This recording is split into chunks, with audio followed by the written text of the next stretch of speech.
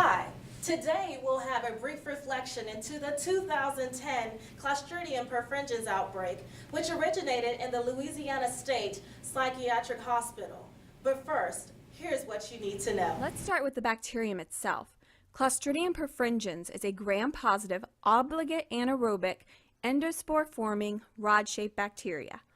Whoa, that's a mouthful. But since C. perfringens is an endospore former, it is able to form highly resistant endospores. So, if the cells are exposed to oxygen, they will die, but the endospores will survive. These endospores can also survive drying out, high temperatures, and exposure to many common household cleaners. Clostridium botulinum is the ugly cousin of Clostridium perfringens. It has been the poster child for foodborne illness prevention. Clostridium perfringens is the third most common cause of foodborne illness, infecting nearly 1 million people per year in the U.S. It is problematic in foods that are undercooked, such as poultry and meats, or properly prepared foods that have been left standing too long. C. perfringens is commonly found in soil, but small populations are able to survive in the intestines of animals. As a result, the bacteria are also present in sewage. Most people catch C. perfringens by eating meat contaminated with feces containing the bacteria. C. perfringens grows best in protein-rich, low-oxygen environments, like those present in pre-cooked or dried meat and fish. So what exactly happened to the 54 people that were present at the facility during this time that ultimately led to 3 deaths? In the case of the psychiatric hospital outbreak, the source of the bacteria was found to be the chicken served at dinner the night before the outbreak. The first of our unique conditions emerges here. The chicken had been cooked the day before it was served and allowed to slowly cool over the next 24 hours. These are the perfect conditions for C. perfringens.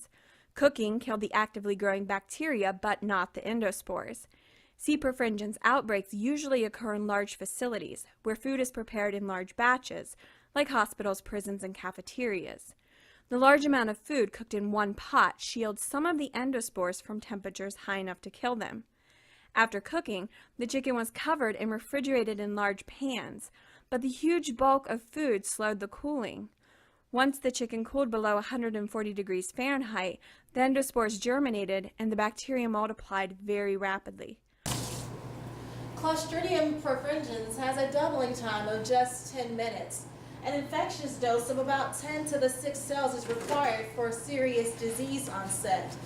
The sporulation-associated virulence is exhibited after ingestion.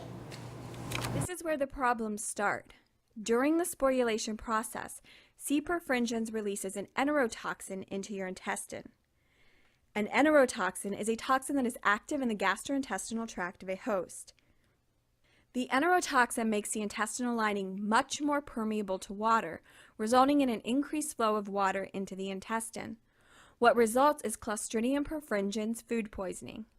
Within 8 to 12 hours, a patient will start experiencing diarrhea and abdominal cramping. The symptoms usually resolve without treatment in about 24 hours. In very young and very old patients, the diarrhea can be more severe, lasting 1 to 2 weeks, and these patients can die from dehydration complications. But even in high-risk patients, fatalities are very rare. The water and fecal material was not moved out fast enough, creating a backlog of waste in the intestine. Dehydration and intestinal cell death from the overfilled bowel contributed to the deaths of these patients. Clostridium perfringens was identified as the causative agent of the outbreak after an intense investigation. Diagnosis usually follows 2 pathways when C. perfringens is suspected. First, there are tests available that detect the enterotoxin in the feces. This is most often all that is required. For additional verification, the polymerase chain reaction can also be used to identify the bacteria down to the individual strain by examining the DNA. Both methods were used in Louisiana. Antibiotics are not effective against C. perfringens because the food poisoning is attributed to the enterotoxin rather than the bacterium itself. In severe cases, antitoxin is available, but the best thing that can be done is to get plenty of rest and drink plenty of fluids. So, what could the hospital staff have done differently to prevent this outbreak?